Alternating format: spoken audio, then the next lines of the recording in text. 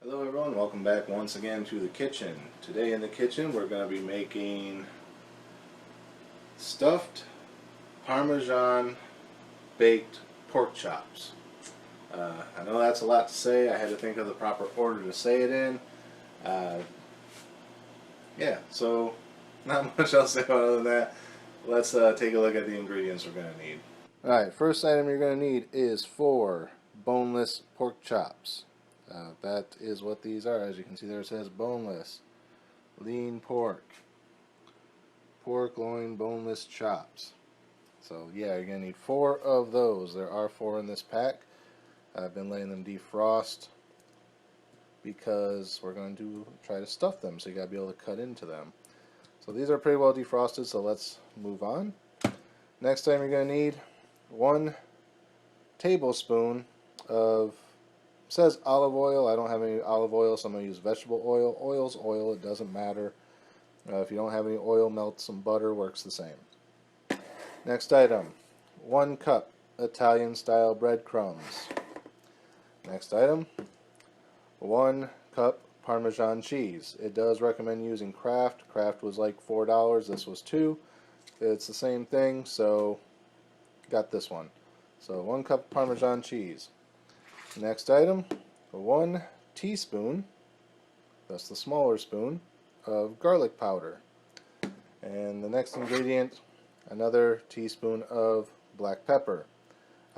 Hopefully I can grind up a teaspoon out of what's left in there. This grinder doesn't work the best, so we'll see what happens. Now, as the original recipe doesn't call for these to be stuffed, but I'm going to stuff them anyway. So the next item we're going to need is stovetop stuffing. You can stuff it with just about anything you want. I'm using stuffing because that's what it's for. And I did get the one for pork because they are pork chops, so you get the one for pork. Makes sense, right? And as a side dish, just because I don't want to just eat pork chops, I'm also going to make some au gratin potatoes, scallop potatoes, whatever these are actually called, it doesn't say. These are cheddar and bacon potatoes, so I'm going to be making those just as a side. And that is all the ingredients we're going to need. What do we need for these? We need water, butter, and milk, which I also have. And for the stuffing, we just need, looks like water and butter. So yeah, we got everything we need for those. So you're going to need water, butter, and milk as well. And yeah, so let's get started. Okay, as usual, these are going to be baked. So we are going to set our oven. I believe it's 350. I'll double check, but we're going to start at 350. I'm going to start that. That'll be 6 minutes. And before I forget, take all the crap out of the oven because for some reason my mother keeps putting it back in there like she doesn't have any place else to store it. Alright, so that's in there. And now let's move on to our next step. Okay, since we are stuffing these pork chops, the first thing we gotta do is actually make our stuffing, so I'm gonna get started on that. I was gonna go ahead and start the pork chops, but we haven't stuffed them yet, so let's get started on the stuffing. Bring 1.5 cups of water and 1/4 cup, 4 tablespoons of margarine or butter to a boil in a medium saucepan. Stir in stuffing, cover, remove from heat, let stand for 5 minutes, fluff with fork. Okay, so let's get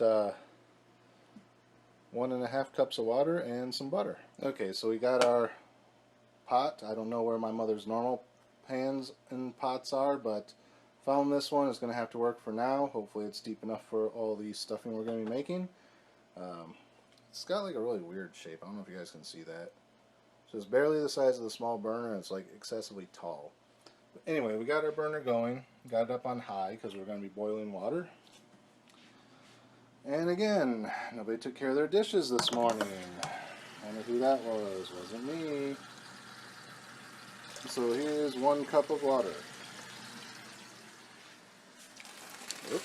Into the pan and all over the stove burner, which isn't good. Let that burn off for a second. Be very careful when dumping the water into the pan,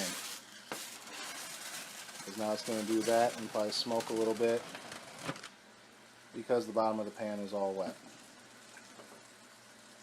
whatever. You sit there and sizzle. Now we're going to go to our half cup because these are all on a ring. So we go from 1 cup to a half a cup. And we got a half a cup of water into the pan. Again, if I had a bigger pan, that wouldn't have happened. So since we only use these for water, they're clean, let's go ahead and throw them back in the drawer where they belong. Although I might need them again later, so yeah, probably keep them out. Turn that off. Now we need some butter. Now I do have butter, or I do have my margarine sticks from when I baked before, and we need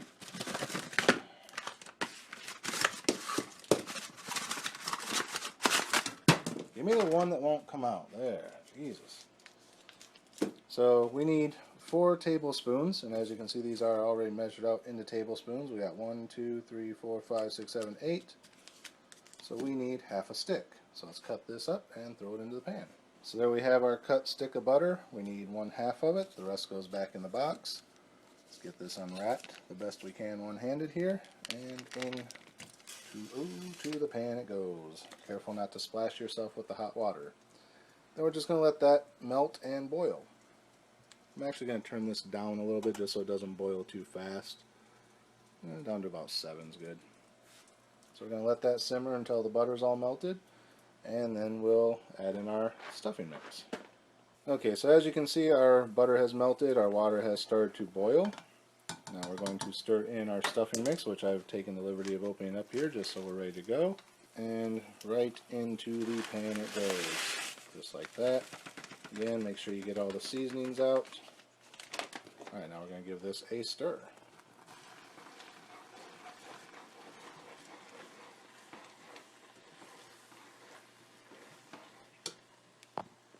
And go ahead and turn off our heat and give it a little bit more of a stir, and we'll set it aside with a lid on it for 5 minutes.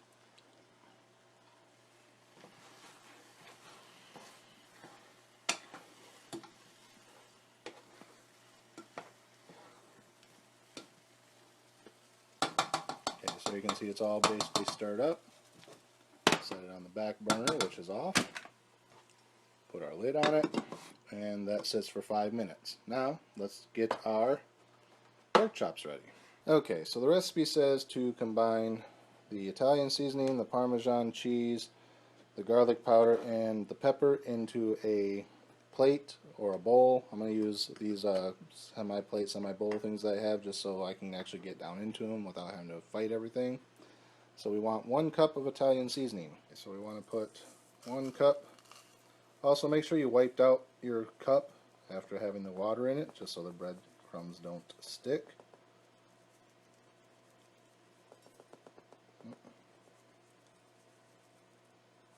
Okay, so there we have just about a cup.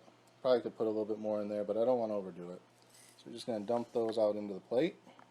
And then we're going to move on to the Parmesan cheese. Before I open up my new Parmesan, I do have this other container of Parmesan, but I didn't think there was going to be enough in it for this recipe, so let's find out.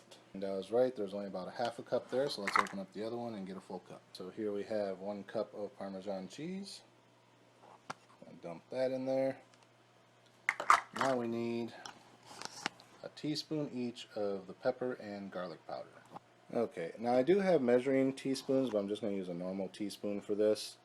So I'm going to, there's really no easy way to do this, is there? So I'm just going to dip the spoon. Oh, there's big clumps in here. There we go.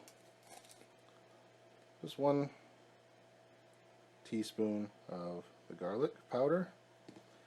Now I have to try and figure out a way to grind up this pepper to equal a teaspoon. So let's see what kind of magic I can work. Okay guys, ignore the mess on the counter, but I realized my mother had some other fine ground pepper, which doesn't really look all that great, but it is pepper, so I'm going to add it into this. Did make a slight mess while dishing this out, as you can kind of see from my finger, because when I took the lid off the other pepper shaker she had, it kind of went everywhere. But here is a teaspoon of black pepper. So now what we're going to do is basically take our teaspoon and just kind of stir this all together and incorporate it. Get all the Parmesan and breadcrumbs and everything mixed together. And the garlic and the pepper.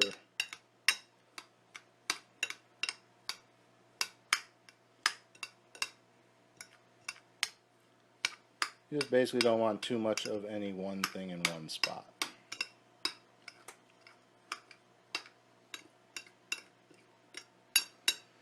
Now what I was attempting to do with the pepper, since I thought I had to grind it, was I had a paper towel sitting here and I was kind of grinding it onto the spoon with the paper towel under the spoon.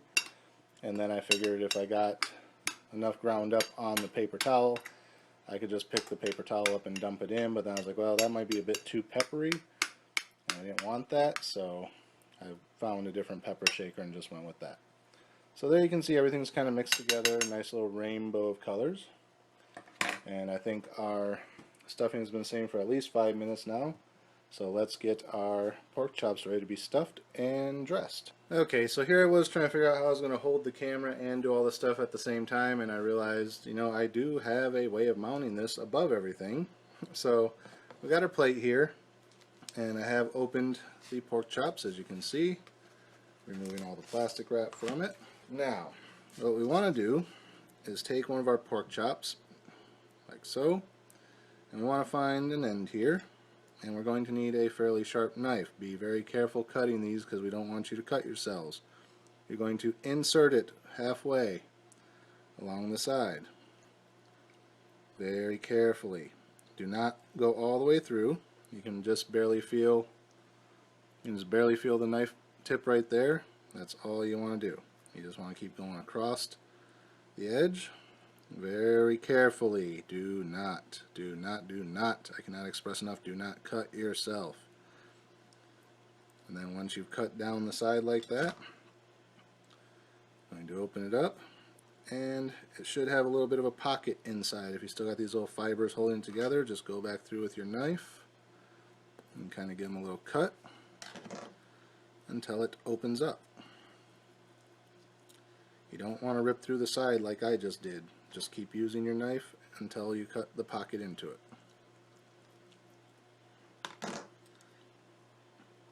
Something like that. You're going to do this with all 4 of these, and then, oop, I just stabbed myself in the finger, which is what I just told you guys not to do.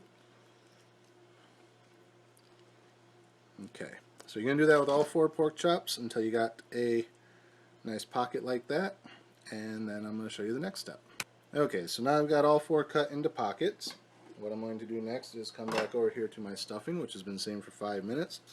You're going to fluff it up with a fork, as the directions say. And this is just a normal 4-prong fork.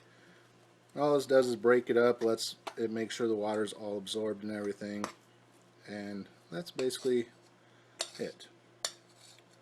So now that we've got that fluffed with the fork, we are going to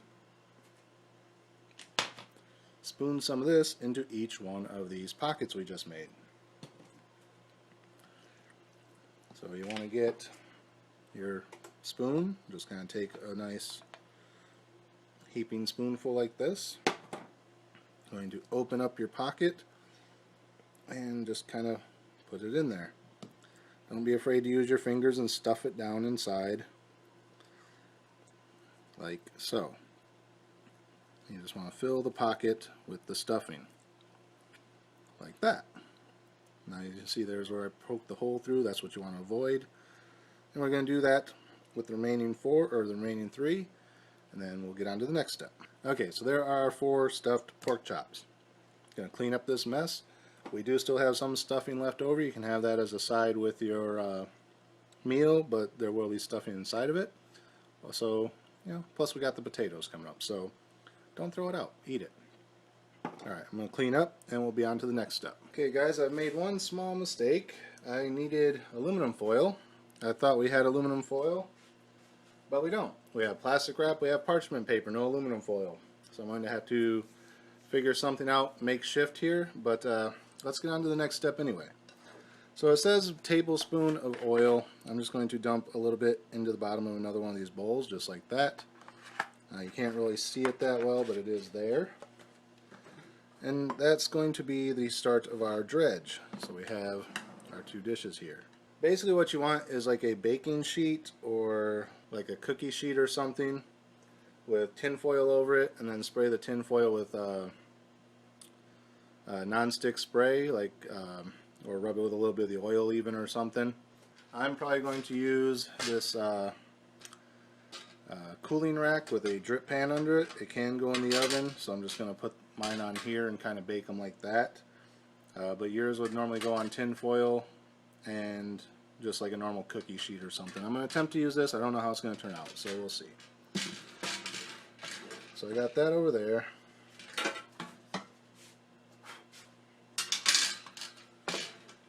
Okay, so that's ready to go.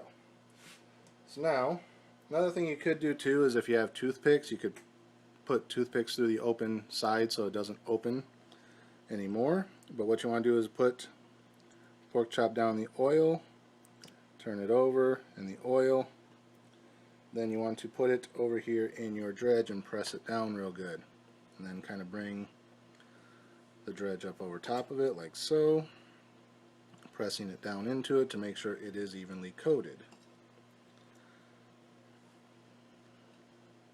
like so. Then carefully, not to dump everything out of your pocket, turn it over, make sure the other side is pressed real good and crusted like that. And you're going to pick it up and you're going to put it onto your tray so it's ready to be cooked. And you're just going to do that with all 4 of these. If you need a little bit more oil, which I might here in a second, go ahead and get another little tablespoon of oil. It ain't going to hurt anything, it's just oil. Now you're not going to use your entire dredge, you are going to have some left over. You can save it for a future occasion, but it has had raw pork in it, so I wouldn't recommend it. Breadcrumbs and Parmesan aren't super expensive. You only used a cup of each, so I would recommend just tossing it when we're done with this. I mean, you're not going to have a whole lot left other than what I've spilled all over the counter. So you're just going to give that a nice pat down like that. A little bit more on this side because it didn't seem to hold very well. So a nice pat. And onto the tray. So there's what's left over. And there's what I spilled on the counter. Like I said, it's not a whole lot. Just dump it. It's not worth saving. What you can actually do is take a little bit and press it into these to make sure they're nice and evenly coated, because some of them wore off a little bit. And just kind of all over there.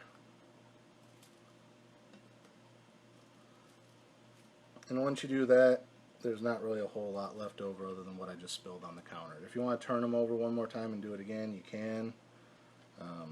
But you're going to end up losing a lot of that crusting off of the top. So that's good. So now that's all I got left over, which isn't a whole lot. Like I said, we're just going to toss it. Now, these go into the oven for 45 minutes.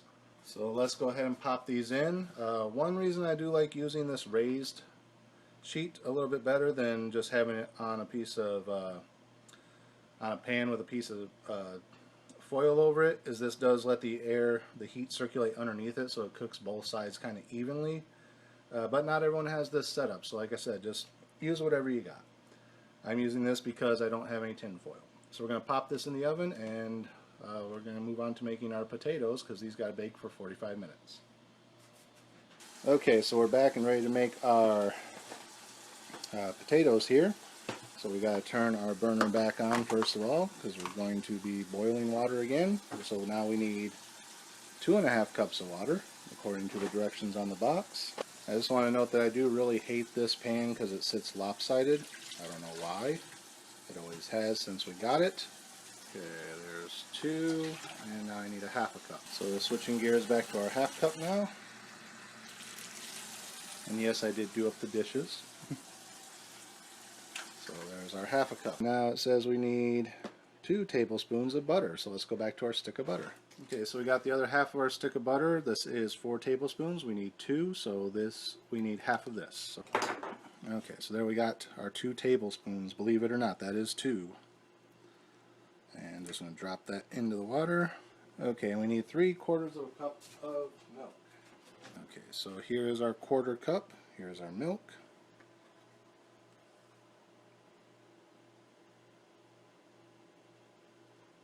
Oops, there's 1/4 cup. Gonna have a little bit extra in here, no big deal. 2/4 of a cup or 1/2 a cup. And 3/4 of a cup. So that is our milk. And then it says to go ahead and add in the potatoes and sauce mix. So let's get those added in. Again, you can just follow the directions on the box for these because that's all I'm doing. You can actually bake these in the oven, but since I got the pork chops in the oven, can't do that right now. So we're doing these on the stove top. You can also do them in the microwave according to the recipe. Now, like I said, you can make whatever you want with these as a side, or you can just eat the pork chops by themselves. The main recipe here is the pork chops, but I'm making things to go along as a side. I'm trying to get the seasoning packet out of here before it falls in, but it's way in the bottom underneath everything. There we go. Alright. And then we're just going to see all that powder is way up there. That's what I don't want, which is why you shake it. So then after a little bit of shaking, all the powder is down here now, which is where we want it. Okay, so I'm going to tear open that and dump it in. Smells like generic bacon bits. Alright, so there's that. Now we got to give it a stir, which means I need another spoon. Where did my spoon go? I don't want to use the one that I had the stuffing in, so I got another one which has been melted at some point apparently. Just going to stir these around like so.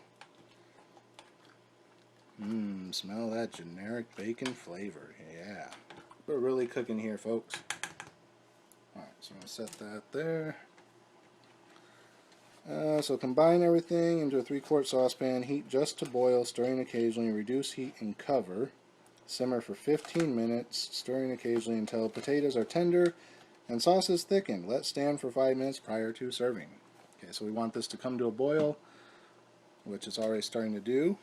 So I'm going to turn my heat down. I had it on high to bring the water up to boil because I thought we had to boil the water first.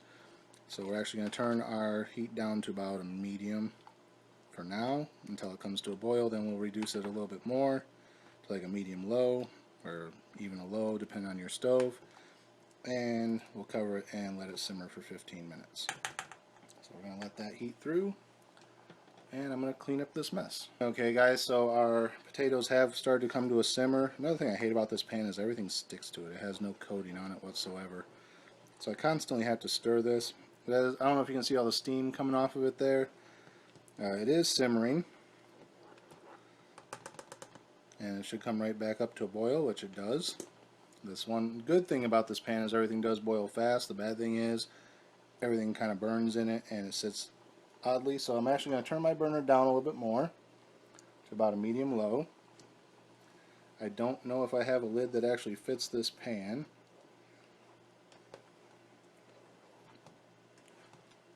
But I'll see what I can find. We're going to put a lid on it and let it simmer for 15 minutes, stirred about every 4 to 5 minutes. Okay guys, sorry about that. The disc got full and I had to go empty it real quick. Not sure where I left off, but this had come to a simmer, so we reduced our heat. I actually ended up turning it down kind of low as opposed to a medium low because I don't have a lid to fit this pan, and like I said, this pan does tend to burn easily. And I am having to stir it more frequently than I planned. This is already like my 6th time stirring it since I was offloading the videos onto the computer. So yeah, you do kind of want to watch it because they will stick real easy. It's already been about 6 minutes according to my timer, because there was 28 minutes left on the pork chops when I started these. We're down to about 21 now. And as you can see, it's simmering and it's barely even on. It's on like 2.5 on my setting right now. So as you can see, it is starting to thicken, which is what you want. Normally you would have a lid over it because that allows the condensation to drip back down and keep it moister longer, so it actually has proper time to cook. Fortunately, I don't have a lid for this pan, so I'm just cooking it without one, and it's working. But like I said, you just gotta keep stirring it. So I'm gonna get these done and then we'll be back. Alright guys, it's been 15 minutes. I have been stirring this pretty regularly. As you can see, the sauce has reduced quite a bit. Now it says to remove it from the heat and let it sit for 5 minutes before serving. We still got about 12 more minutes on the pork chops in the oven, so I'm just going to take this off the heat, set it aside, and it'll just sit until the pork chops are ready. So it'll actually get about 10-15 minutes to settle. Sauce will thicken up more, and then we'll be back.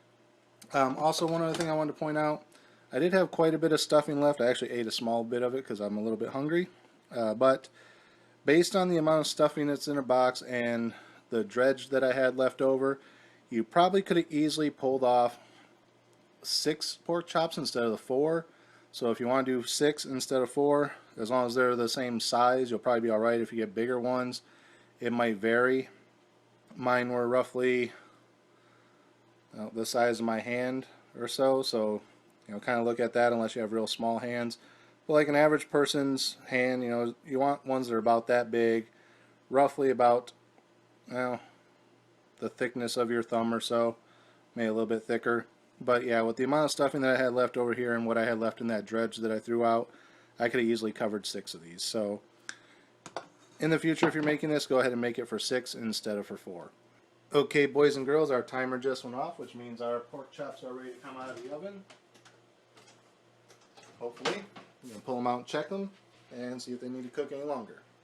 Alright, so there you see them. And if you look inside of them, they are no longer pink, so they are cooked all the way through. The stuffing is nice and toasted on the edges, which is why I didn't pin them shut. Like I said, if you did pin them shut, let them sit for about 5-10 minutes before you actually take those toothpicks out. I didn't use toothpicks, so mine are fine. The crust didn't really, it toasted up, but it didn't really solidify onto it that much. I could probably easily dust a lot of it off. But we are going to let these rest for about 10 minutes or so. Not sure what time my mother gets home from work, but just going to let them rest, and then we'll dish them out. But for the most part, they're done. As you can see, our potatoes have thickened up quite a bit. They've been sitting for a while, and there's that little bit of stuffing left as an additional side if we want it. I was actually going to make a sauce to put over these. Last time I made them, I made a sauce to go with them. I completely forgot about it until I started cooking them, and I don't have the ingredients here to make it, unfortunately, so no sauce. But I will use the sauce in another recipe coming up, maybe in a couple weeks. So eventually I'll mention what the sauce is, and then if you decide to make these, you can use the sauce.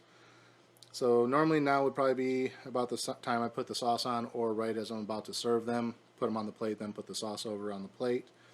Or if you want, you can use some of the cheesy sauce. Put it over top. Who cares, right? It's your guys' world. I'm just living in it. So do your thing, and yeah, that's it. So there you have it, guys. Another episode of Cooking with Rev in the books. Hope you guys enjoyed this recipe. If you did, if you've tried it at home and you want to let me know, post a picture to Instagram or Twitter or something.